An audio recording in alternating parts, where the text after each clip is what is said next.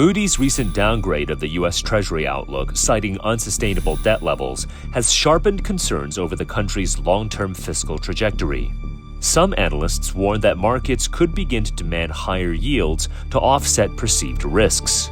This would raise borrowing costs and place additional pressure on consumers, businesses, and government spending. You're already seeing it today, and the average 30-year fixed mortgage went up to past 7%. We haven't seen that since April. We also know that home builder sentiment, for example, is at the lowest level since 2023.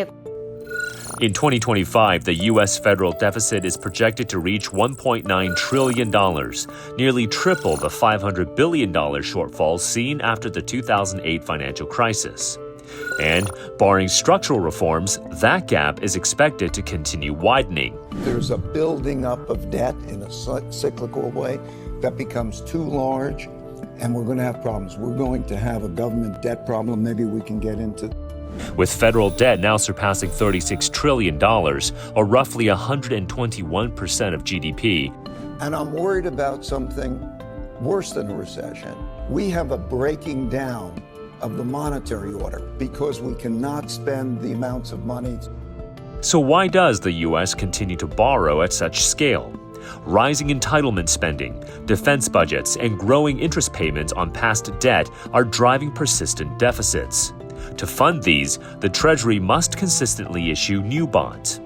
In effect, global bondholders are lending to the U.S. government, but some are becoming more cautious about its long-term ability to manage the growing debt.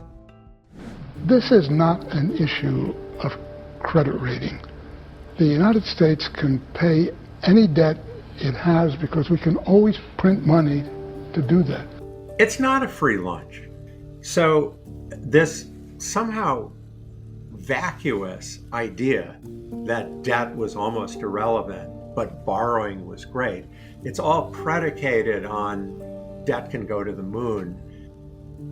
Meanwhile, the Trump administration's renewed push for tariffs and a more protectionist trade policy could put further strain on global trade and reduce international demand for U.S. dollars, potentially weakening appetite for U.S. debt. Ben Stile of the Council on Foreign Relations notes that most countries with that level of debt to GDP would face a crisis. The U.S. has avoided that largely because the world still relies on the dollar for trade. To use American strength, but to negotiate well.